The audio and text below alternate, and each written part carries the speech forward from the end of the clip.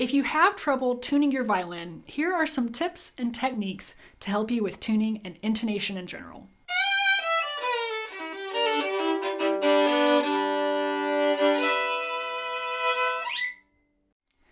Number 1, remember tuning is an exercise in ear training. So make sure you are doing regular ear training, going through my ear training course, learning songs by ear, etc. Number 2, take off the finger tapes. Slowly wean yourself off of anything that forces you to use your eyes to help with your intonation. Start relying completely on your ears, and your tuning and your intonation will start to improve. Number 3, close your eyes.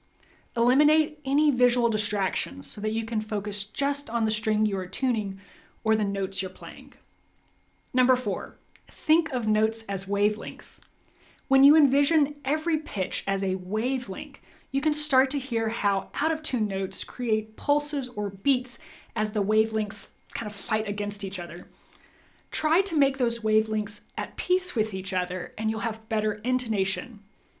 Number 5, listen for resonance. Every note should continue to ring even after the bow leaves the string. Some notes resonate more than others. Notes that are perfectly in tune will resonate much more than notes that are slightly out of tune. Pay attention to what happens after you stop playing a note, and you'll strengthen your ear for better intonation and better tuning. Use drones to help with your intonation during all of your playing. For instance, when you're playing a D major scale, have a D drone playing.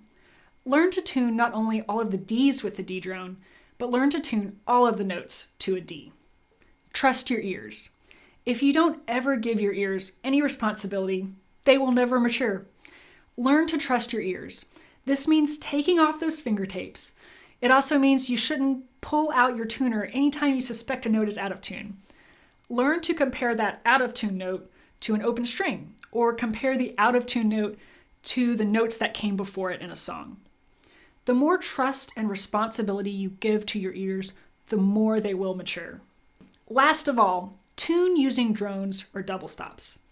As soon as you can, wean yourself off of relying on a little flashing green light to tell you if you're in tune. Let your ears be in control, and when you do, you'll have better intonation and better success tuning. If you enjoyed these tips, you'll find even more help with tuning and intonation in my course, The Art of Tuning, which is part of my online studio. And you can find a link to joining the studio below. I'm Laura from Meadowlark Violin. Happy practicing.